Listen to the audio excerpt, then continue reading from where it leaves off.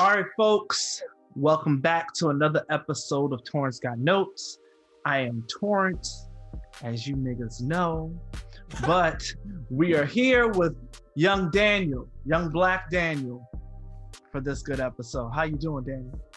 Good evening. I decided to bring some of my negativity and perspective over from the 9 to 5 podcast to your very own show, Torrance Got Notes. I mean, less perspective, more negativity, but we love that you decided to step into the booth today to talk about Malcolm and Marie. Malcolm and Marie is on Netflix. It is a two-person show starring Zendaya and John David Washington as Malcolm and Marie. Written and directed by Sam Levinson. And the folks been talking about this damn show. The folks been writing their little think pieces and running their damn mouth about the show. Movie, and like, you said what? Me movie. Oh, movie. Yeah, my bad. Not show. Excuse me. It is a movie on the Netflix. So if you got Netflix, definitely go ahead and check it out. Steal a password. Yeah, still a password or two. I'm gonna let you know now. We got spoilers. I mean, these are the notes we coming up with, right? These is the shit we saying about it, and we're gonna be mentioning a lot of things, a lot of references throughout the movie, and yeah, this is just your warning to stop this shit, go watch it, and then come back and join us.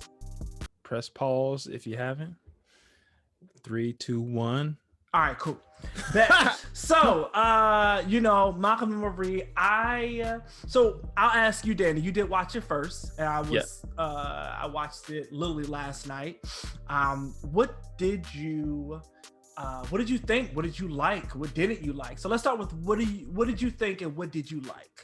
Let's start with what did you like? Yeah, so as you know, my typical genre of choice is almost always going to be, comedy, lightheartedness. I do like a little bit of action here and there, but that's kind of typically my lane. So going into this, knowing that it probably wasn't going to be very funny, my expectations were curbed in a sense, and I think both actors are great. John David Washington and Zendaya. I feel like they're fantastic. Both relatively new-ish in the scene, but fantastic actors. And so going into it, as me and Ashley started watching it, thinking that it was going to be shitty because everyone else on Twitter and like some critics articles had already been out saying it just wasn't that good. So we came into it like, oh, let's just support some black people, support black folk. Let's just do it. See what's gonna happen. And I would say by 20 minutes in, that's kind of when the arguing starts, really. Like it's about that 15-20 minute mark where you kind of trying to figure out what's wrong with Zendaya, and like that first little cut of first little piece of tension gets cut. I'm like, oh, this is good. So the whole rest of the movie, I'm expecting for it to get like shittier, and it really didn't. In my opinion, it didn't. So I thought it was great. I think a lot of times people like us, black people specifically, we complain about things being the same, or why is there Coming to America 2? Why is there a Space Jam 2? Why is there yada yada yada, all these different fucking Jumanjis, and we complain about that kind of stuff. And I think for what they were able to do during a pandemic, had a lot of taste for the limitations that they had. So yeah, would I watch it 3 more times? No. I'll probably ever watch it again in like start to finish? No. But I could definitely watch pieces of that movie again and like be appreciative of it. So I thought it was a great movie. For all things considered, for the rest of the conversation we have, my stance was that it was a great movie. Yeah, I mean, I can agree. I mean, for me, I watched it knowing that people were like, oh, it's not good. Knowing people saying, oh, it's actually kind of good, or, kind of like that's like legitimately a split between the people that I talked to that were just like, you should watch it, or, oh, don't waste your time. I'm glad I took time to watch it because it was a fucking emotional roller coaster. Bruh. And two people were able to take you. First of all, Zendaya and John David Washington, what the fuck, yo? Like, they took you on an emotional road. Like, I remember feeling uneasy, Bruh, right? And really? I had to remind myself that you're just watching a movie, my nigga. You're not a part of this argument at all. This ain't got nothing to do with you. I had to tell myself, oh, wait, calm down. This ain't real. This is a movie. And it made me so uneasy, but in such a great way. Like, I love when I'm able to watch something or experience something that isn't directly happening to me, but I'm so invested in it that for a moment, for a split second, I think that I have some tie or some stake in their relationship. They really did an amazing job of, in my opinion, making me feel the emotions that they were feeling in those moments, right? Like, it wasn't just a simple, this is what's going on, this is how I feel. It was we're going there. We're gonna fucking go there, and you're gonna listen, essentially. Yeah, right? that shit. I watched it with my wife, so it's like when you watch like a sex scene with your parents, like, oh, this is kind of awkward, you know. But it you talked about it, it was truly roller coasters. Like, I found myself whenever there was like a slight giggle, like exhaling, like, oh, like, because they would get over one little thing, and then like one of them would crack a little joke, and you'd be like, okay, finally, they good it's over. again. Oh, they fine. Okay, they all right. They laughing at each other. They all right. Right. And that's how it be when you're with somebody, you know, friend or whatever. Like, when you have complex relationships, bro, you know, you just go through your ups and downs, and whether it's all within one night or it's within years and years. Yeah, absolutely. Bro, like, it was, for it to, like you said, for it to be two people. My God. And their chemistry was, it felt genuine to me. It felt like they were like a couple, and they were going through like a real, like, it was just, I couldn't agree more. I was shocked. I was very surprised. I wasn't shocked because I've seen them act before, and I know, like, obviously Zendaya in Euphoria is insane. But we kind of haven't seen John David. I mean, we've seen him act, but not like this. Like Tenet, Ballers. Ballers he wasn't that really good at Ballers, in my opinion. He was like okay in Ballers. Tenet was cool for what he had Tenet to do. was good. But to see it like this, was, I don't know. It was just so good to me. It was so great to me.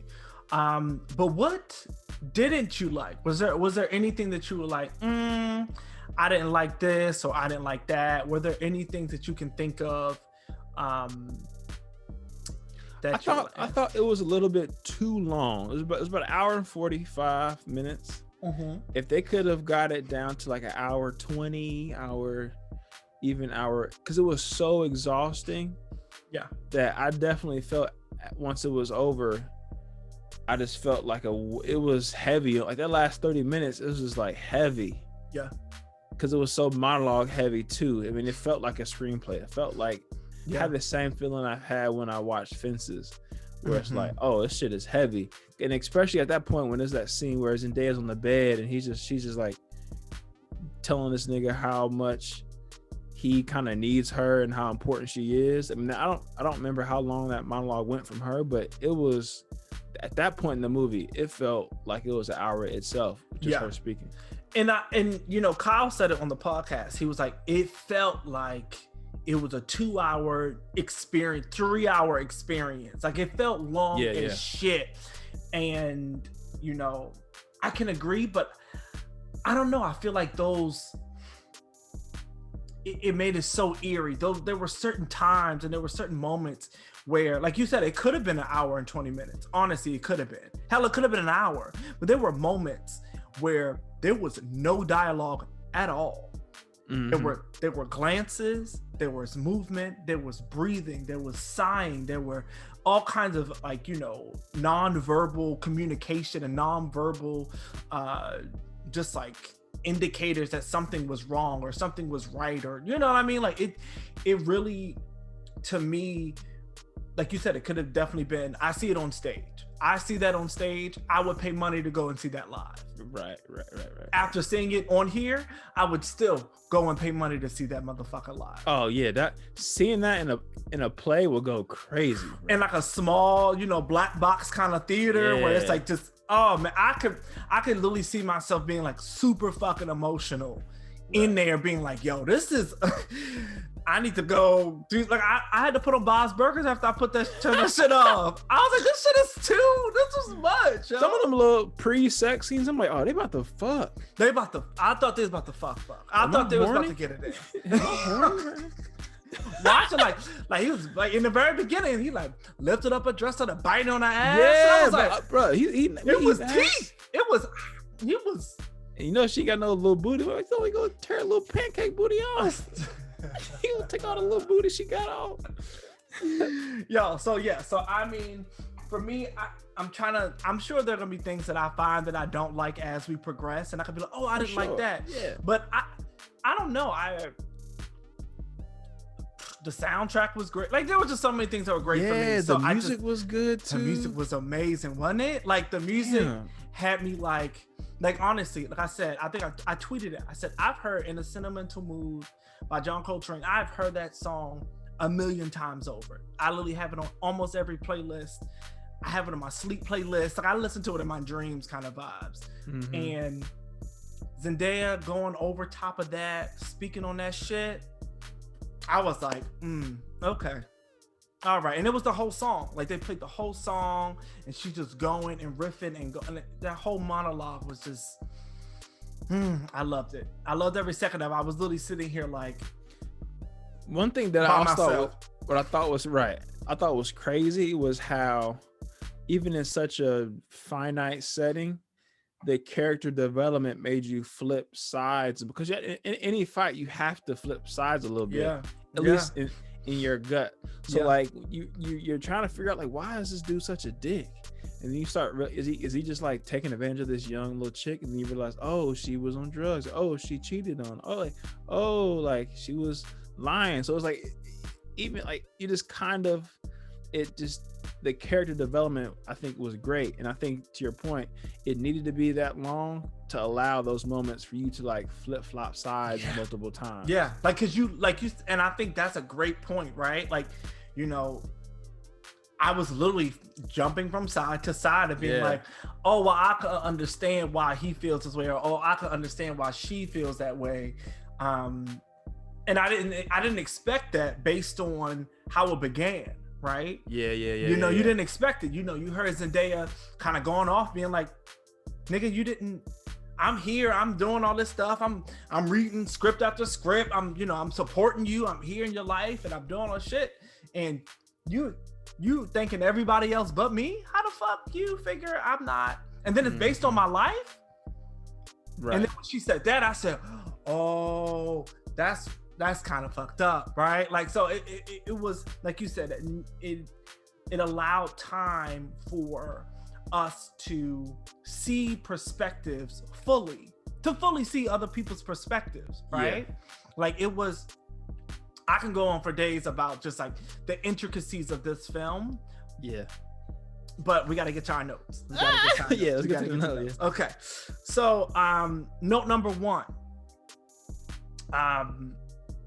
In the movie itself, there were some blows that they were throwing at each other. There was some fucking blows. They were talking to each other like they were strangers in the street, and they were drawing for blood. They were going for fucking blood, like constantly, like throughout the whole thing. I was uncomfortable. Right. So note number 1, and it's kind of a question, but a note at the same time. Is it ever okay to go that hard at your partner? I don't think it's ever okay, but I think it happens, especially, I don't want to say by accident, but sometimes it's like by people's traumas or experiences. And it just, sometimes it's how like people don't always know how to articulate themselves, especially in heated arguments. So no, it's never okay, but I think it definitely happens. And I think sometimes when those things do happen, you learn from them a lot more. But watching that damn show, that movie, I'm sorry, it was like, yeah, it was like gut wrenching multiple times over. A lot of times. Because we've all been in some kind of fight, whether it be a significant other or a friend, and it almost felt like if you had a camera following you fighting with that person, it's like, oh, it was like this. That's what it felt like. It felt like someone fighting with a friend that they were really getting into, or like a loved one, they were really getting into it. So it's never okay, but damn, it was going in when he was sitting there on the tub, and when that nigga naming hoes looked like he was DMX, like he was DMX, Tisha, Felicia, Rolanda. I'm like, also, why are you dating all these fucking crackheads, dude? You named about 6 crackheads. Yo, kids. I was shook at that scene. Right. I was sweating during that. I felt like Zendaya in that fucking tub, just like there were moments I was just like, yeah. I like got up at one point. I was like, yo, what the fuck are you saying? Like it was so like. So to answer that initial question, hell no. I don't think that that's ever appropriate to talk to your partner in that manner. I think that, yes, there are going to be times when somebody frustrates you. There are going to be times that you get upset or whatever, but there was always something deeper, right? In the way that they were talking to each other, it was always like, damn, why are you saying this like this? Because something is deeper in there. They're peeling back layers. Every argument was peeling back another layer of just like either insecurity or anger or frustration or guilt or shame or all these different things that both of them were feeling at some point, right? Like, so for me to hear it, it was just like, damn, they really don't know how to communicate at all. Like it was kind of crazy. It was funny because there were moments where I was like, okay, I see Danny and Malcolm. Not like the arguments parts, but like when he would like go off about critics. Like that one scene when he was talking about the critics, and he was going in, and she was like, well, she did say that you had depth or something like that. He said, I don't give a fuck. It was just like, I was like, oh yeah, that's Drunk Danny. Oh, that's exciting. I was like, I hope we don't talk to Ashley like this, but that's Drunk Danny. That's Drunk Danny. That's crazy. But no, I don't think it's ever appropriate to ever go that hard at your partner.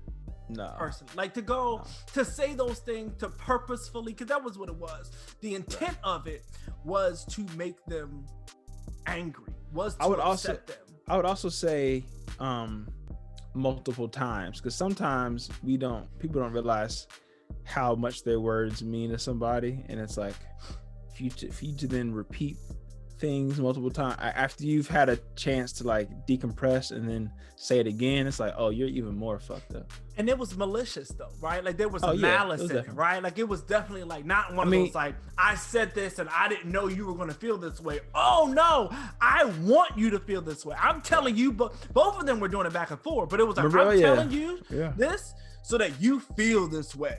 Right. Like honestly going for blood hardcore. And it's like, I was sitting there like, damn, I don't think I could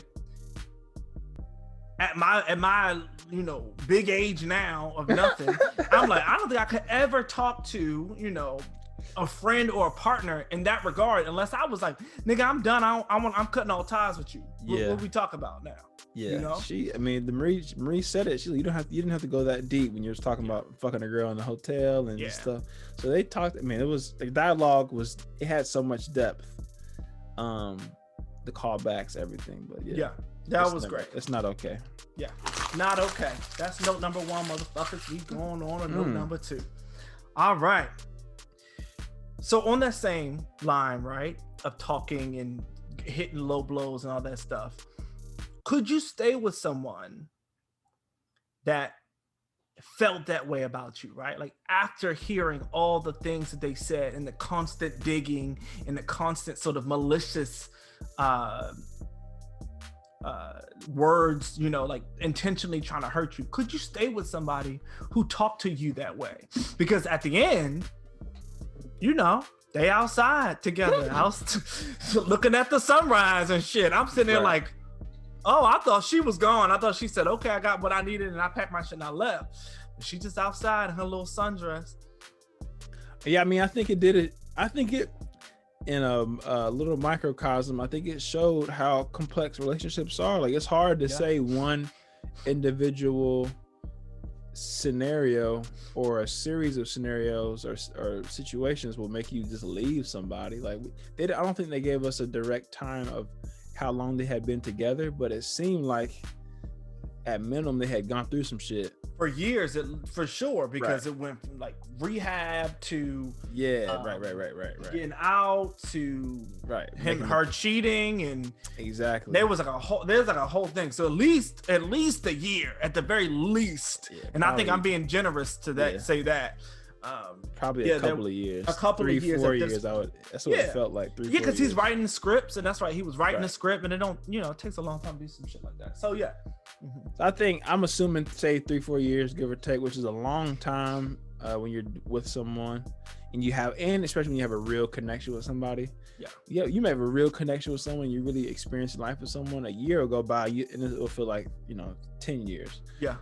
So I think it's hard to say like this one fight would make you leave someone, because people get all kind of domestic violence and shit like that, and people stay together, and it's not just because they like getting hit on or made fun of or whatever. It's just like sometimes when you're that tied together, it's hard to release that, to cut that bond, for sure. So I think for them, if I was a fake therapist in this fake world, I think they should go to therapy, and like you could tell there's a lot of insecurities and maybe a little bit of lack of trust between the two, that like for sure, if they can fix that trust, then I think that they could. It seems like they have a decent vibe. They can stay together. But if they just like woke up the next day and act like nothing happened, then they're probably fucked. Honestly, the hashtag psychology in me was like, oh, this is horrible. Right. Yeah. Right. I was like, oh, this is bad. Like, watching it, I was like, oh, this is not good. Because think about it, Malcolm tries to act like he has his shit together, but he really doesn't. He's a rich kid, black kid, dealing with struggling with his own identity. He probably has successful parents, so he's trying to figure out like, how can I be successful? He has a chip on his shoulder. He's not secure with himself. And then Marie's a drug addict, or a former drug addict, trying to find her own way. She's young with an older dude. That's a constant battle, I'm sure. So yeah. I mean, I know for a fact that, and I say this because I could never stay with somebody that I felt that way about them, / they were talking to me like that. I just don't see ever in my own world that I would be able to tolerate it. Now, granted, I'm young as hell, right? Still, right? I don't know if that, I maybe never wish this on myself. Knock on wood. I would never, wish this on myself, that I would be in a situation like that. But I don't see that. You know what I mean? Especially with the wordplay. Yeah, especially with the amount of like detail they roasted each other. Oh my gosh. It was like, I'm pulling all the stops out for this shit, bro. Yeah. Like, what did he there were a couple things that he said to her that I was just like, oh man, like there were moments where he was like, you love to feel broken. So because you love to feel broken and you love that pain, I'm gonna give you to it. Fine. I'm gonna say all the shit that's gonna make you upset. I'm gonna say all the things because that's what you like. That's what you thrive off of. That's what you live for. And I was sitting there like, yo, what the fuck is this? Like, this shit's wild. Like, it was, He's a psychopath. He's absolutely psycho. And my thing is, I could never, would never, could never.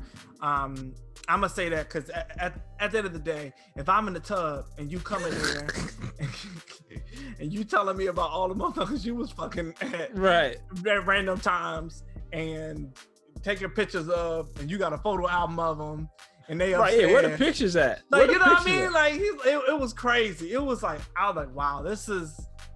Don't insult me while I'm butt ass naked. While I'm trying to get some peace. I'm in here trying to get peace because I'm in the tub. Like, that's my dick's here floating, and you over here trying to argue. And you disrespected me. Like, disrespecting me. And even move fast. I couldn't. Okay, I can't go nowhere. I'm just sitting here.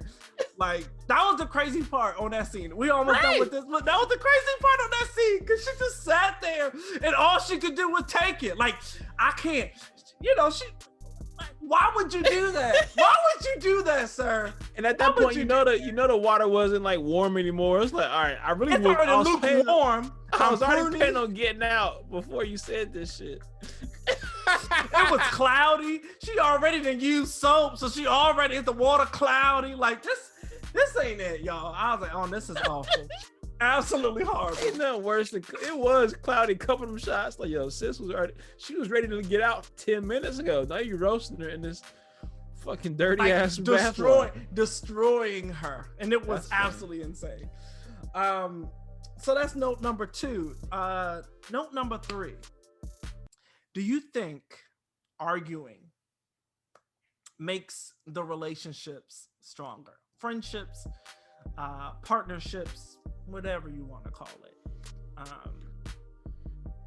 think sometimes when you realize in relationships that because I think relationships are kind of like tension, and when you can break that tension and really be your authentic self, in theory you would love for that tension to be broken by just conversation. We're on a drive and we're just had a couple of drinks and we're giving our all into each other, as friends or whatever. But sometimes it takes for us to be in total disagreements, and in that heightened moment for me to really have the courage and or the motivation to be like, man, this is how I really fucking feel. This has been pissing me off, and I no longer can continue with this without addressing it. Whether it be us as line brothers or in relationships, like we've all had little tips, and it's like after that day or after that little drive, it's like we even tighter. I mean, that's probably the greatest part of pledging is that you go through those situations and you come out of it and it's like, oh, now we're even tighter. So yeah, I think it does. I think anyone that I'm close to right now in my life, we've had at some point some kind of disagreements or like a small argument, at least every single one, whether it be just like I said, it's a disagreement, like, bro, that's not cool or whatever, or like, a full-blown fight. So not to say that's a great way to just have toxic, like you have to get in a fight to be friends, but I think sometimes life just, you were somebody for so long consistently enough that like y'all are two different people, you're gonna butt heads in something. Yeah, I think I can agree with that. I think what it comes down to, at least in my mind, is like friendships, partnerships, whatever, is I think it goes back to that second thing, the intention behind sort of what we're arguing about, right?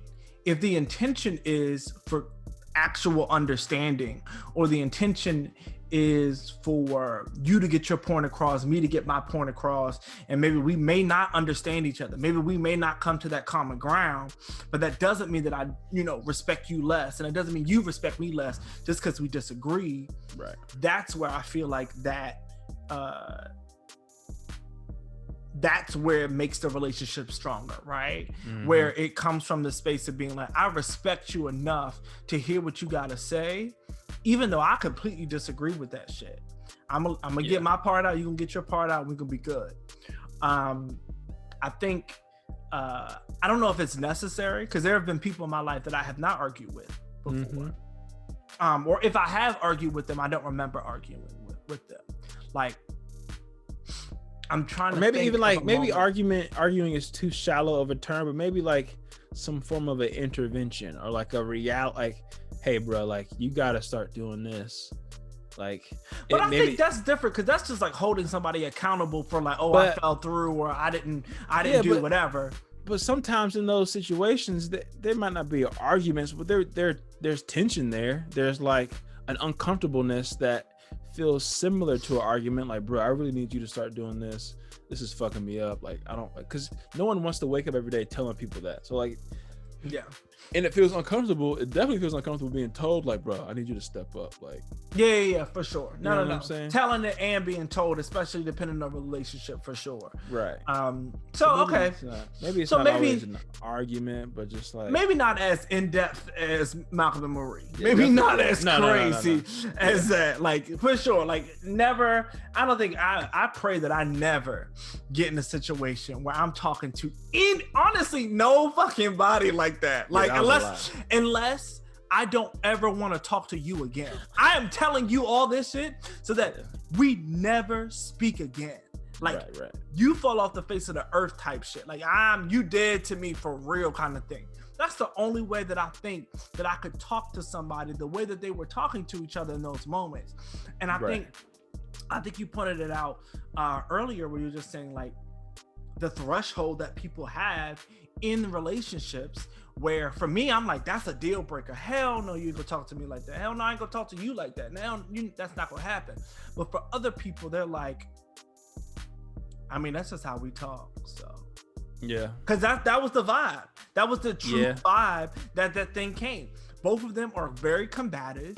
Both of them are ready to argue. Both of them are ready, like, heated, and that's just who their characters were, right? Like, I think they did a great job of displaying their characters. Like, I say this because John David Washington did a great job of painting this person, right? Like, Malcolm came alive truly to me, where I was like, oh, I know that nigga. Like, I know who he is. Oh yeah, I know who this person is in this hour and 40 minutes. I know this person now. Yeah. I get how this person is speaking and the way that he's saying these things, and sometimes why he's saying these things, right? Like, him coming to the side of the tub to be like, woo, woo, woo, I did this, that, and the third in that hotel room up there, in the shower, in the bed, in the pool, and like, we started naming all that shit. I was like, okay, this is great. That's a lot. No, that was a lot, but it wasn't.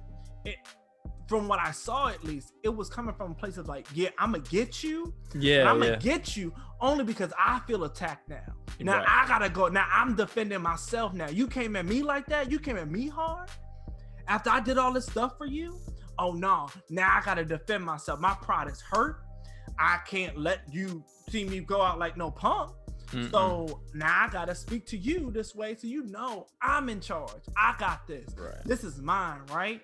Yeah. And to see him do that, and for me to understand that that's sort of the space that it came from, because even at the end where she was just like, thank you for making me mac and cheese because I was drunk, nigga. Thank you for doing this. You know what I mean? Like I just want to thank you. That's all I wanted. I want to be considered in your decision making, in your thank you speech, in these things, because without me, and that was kind of the first question she asked, you know, I got a question. If you weren't with me, do you think it would have been as good? He was like, no. She said, that's it. Thanks. That's all you need to know. That's all I need to know. Thank you. And moved on. And then he was like, nah, I can't accept defeat. Nah, nigga, get out of here. And it was, and it just spiraled, and it kept going. And it was just, I love to see, and you could see it in their faces. And that one scene, my favorite scene, when they went outside after he had kind of went off on Zendaya, and she had realized, okay, he has been there for me a lot. I did put him through a lot of shit. I did do fucked up things, a lot of them. Whoa, okay, maybe I'm going too hard. Maybe I'm being whatever, right? Like, because that's what it is. It was that internal battle of them. And when she came outside, he was smoking a cigarette. They listening to music. Both of them just looking at each other, waiting for one other person to turn. Zendaya hoping that he stares at her long enough for them to catch a glance, but not trying to do it. No words were spoken, and I was just sitting there like. The thing about it too is, dudes, it takes us like one thing to happen in like high school where one chick does this wrong, then it's like, all right, perfect. Now I have the excuse to have a chip on my shoulder and never ever trust women. That's and I gotta it. go make $1 million, and I gotta be a fucking Oscar. I gotta prove everybody. I gotta prove all them hoes. Steve Jobs, right? Yeah, exactly. It's like, bro, you cheated on her. Oh, well, still, she did it after I did, or you didn't do it. Like, well, fuck it. So he was the perfect, like, I went to a PWI and I pledged, like, you know, Alpha or Kappa or something, you know, kind of nigga. Like, we all know a Malcolm, whether it be parts or pieces. We know niggas like that. Absolutely. Maybe if I wasn't married, I would be somewhat like that. Thank God. Thank you, Ashley, because goddamn. But yeah, I thought overall, man, I just think this movie is so fucking great. I think it's different. I think it was a piece of what we needed. I think you could get thousands and thousands of stills, like still pictures of this movie, and you could put this shit in your office somewhere. Yeah. And I think, I don't know if you're planning on wrapping up or not, but one thing that pissed me off a little bit was the criticism. Like, it looked like some of the critics of the movie, like I saw Variety had one and The Atlantic had one that I sent you and Kyle, and it felt like they were almost criticizing the movie in light of the movie criticizing the critics, and because they felt attacked directly. Right. Okay, keep going. I'll let you go. No, and one of the articles I sent was, one of them was an Asian chick and the other one was a black chick, and it just, I don't know, it pissed me off a little bit because it felt like they, as the critics, were reaching to find a way to just automatically dismiss the movie, and the points they were making in the article were about, like, it was small things about the way Zendaya was smoking her cigarettes, or like she's too young for this role, and it's like, bro, this, you don't think 30-something-year-old niggas are dating supermodel 22-year-olds all the time? Like, that's what Hollywood is, you know. So I thought it was great. I think it's, like I said, it's not, in its own right, it's a classic. You know, it was classically done, at least. Who knows how, absolutely, you know. I can't disagree at all. Like, I haven't read a lot of the bad reviews yet, because I know that I'm just going to be like, I'm gonna tear this shit up. Like, I'm gonna rip this to shreds on so many different levels. And I think the big part of it was his Malcolm's characters, and the way that that Sam Levinson, the way that he wrote it, was very like, I'm going to poke fun at how critics criticize movies like this, because, like, I think one of the big things was like, everything doesn't have to be a political statement. Exactly. I made the movie because I wanted it to be like this, but yet critics are going to say, oh, this, and take it this way, and take it that way, and take it this way, and take it that way. And I think a lot of these motherfucking critics got butthurt because that's truth, right? Max. So their response is now to bash something that was emotionally and cinematically beautifully shot, and it created moments of uneasiness, right? Like, you're watching it, you get uneasy, you get happy when they get happy, you get relaxed when they get relaxed, you know, you start to be like, well, what the fuck, why is he saying this, what the hell is going, you know, like, it took you on that emotional roller coaster. And there are very few movies that you can watch with two people that are going to bring you up and down constantly, consistently in an hour and 40 minutes, where now you're like, I've literally, and I can agree with Kyle, like I said, that it felt like there was a moment where I was like, I think it was like an hour in, and I was like, okay, it's almost done. No, nigga. It was still 40 minutes. Yeah, you got 2 more arguments to go, and bathtub scenes. Yeah, it's just, you know, we on the podcast, we've roasted black leading role, you know, movies with leading black roles. So I don't want to make it seem like just because it was black people in it that it was so cool. Well, absolutely not. You definitely had a lot. I mean, I think you've had some notes on some shit that was trash. It wasn't great. That wasn't good at all. But I think with the resources they had, the way they tried to do it, and I was looking at an interview right before this, Sam Levinson.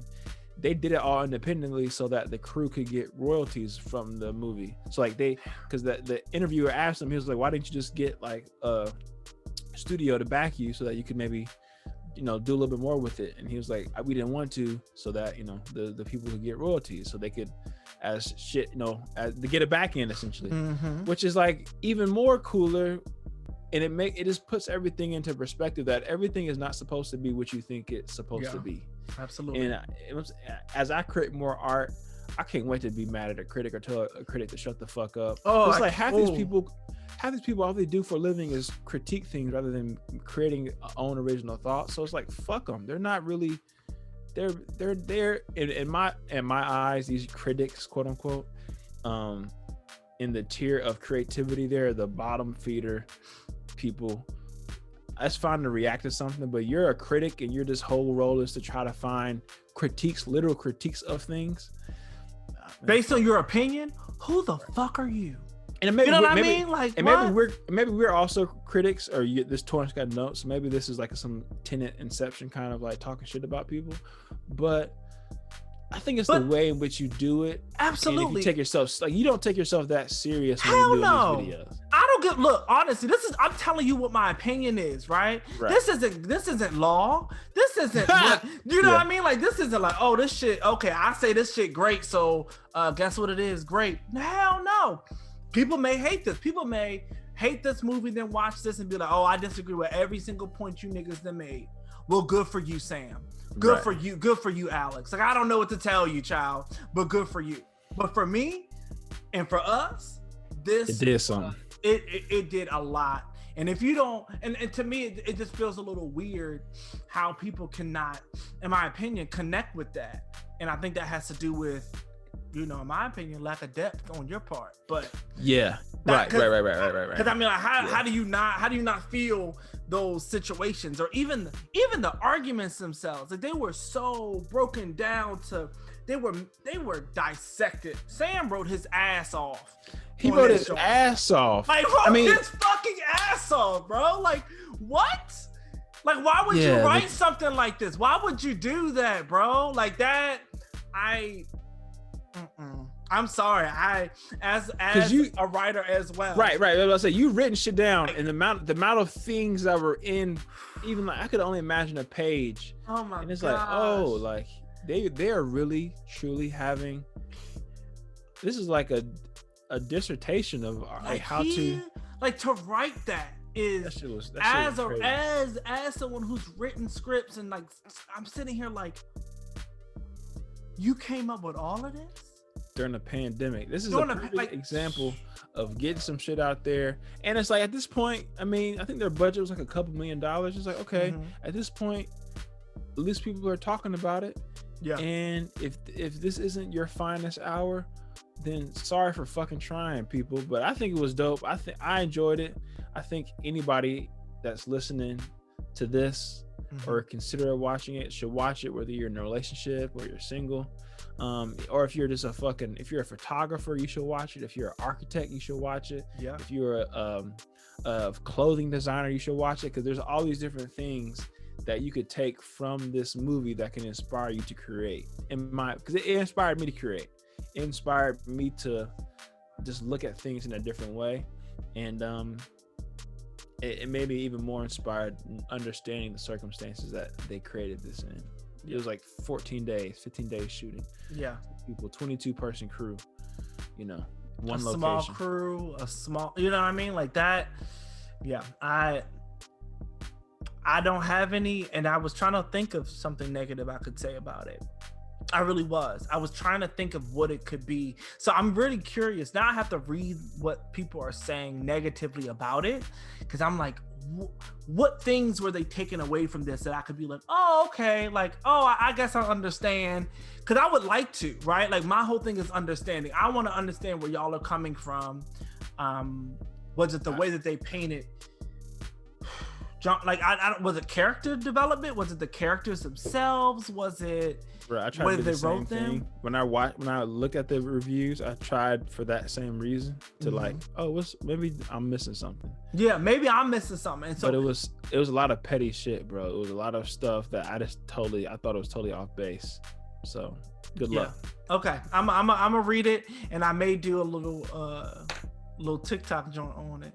Yeah, do on something. the critical reviews, because I'm curious now. Now I'm like super curious after having watched it, loved it, enjoyed it, felt I felt like I understood it. I understood it so well, that I'm just like, how did y'all not get what was saying or what was happening or what was kind of going on in this entire thing? But yeah, y'all. So this wraps up another episode of Torrance Got Notes. I am Torrance. My name is Danny. And we have another podcast. I mean, we're going to upload this to, the 9 to 5 podcast SoundCloud account. But if you haven't checked this out, all of this stuff will be in the description of this YouTube channel. Check us out. Rate me.